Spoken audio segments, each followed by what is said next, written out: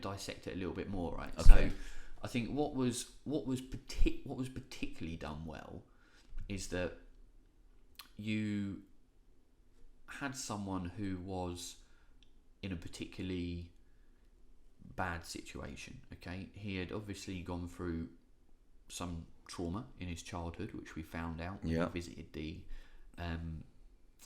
Arkham Asylum, effectively like the hospital for mentally struggling people. Yeah, I don't know. I'm not quite sure what it's called in the film, but it's called Arkham Asylum. And so we knew that he'd gone through some trauma. We knew that he had a mother who had also had mental health issues. Yeah. And we also knew that he was in a city which was in a lot of trouble, a lot of it was going, that was made apparent straight away. And all the news being fed the news the whole time, 24-hour news. And he was in a job that he was dissatisfied in. He was in a position where he was unwell with regards to like nutrition and eating, and he was having a shit life. That's what you're trying to say. He was depressed.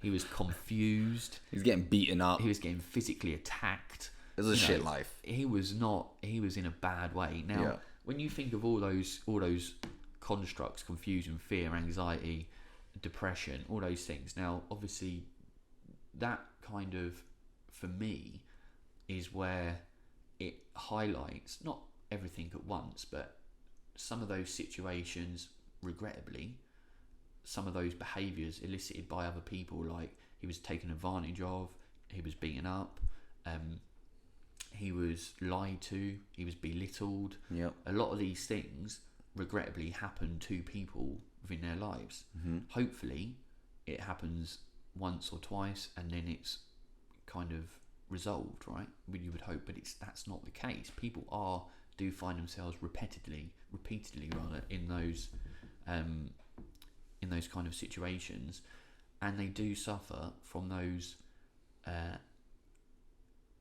kind of negative thoughts, which was mentioned. Obviously, he thinks negative thoughts all the time, and those are areas where people find themselves for periods of time. Sometimes they go in and out of them, sometimes they're in them for a long time, sometimes it's just a couple of them, sometimes it's more than a couple of them. And I think that what the film done really well there was to actually bring mental health and also mental illness to the forefront. Now, mental health and mental illness are actually two different things. Mm-hmm.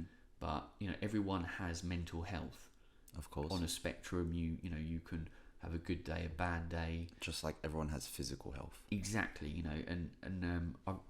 we'll actually in the descriptions put some links to some really good articles, which I think, if anyone is affected by this podcast and wants to look further, then they can. You're taking on the responsibility. Taking on the responsibility, not like the Joker.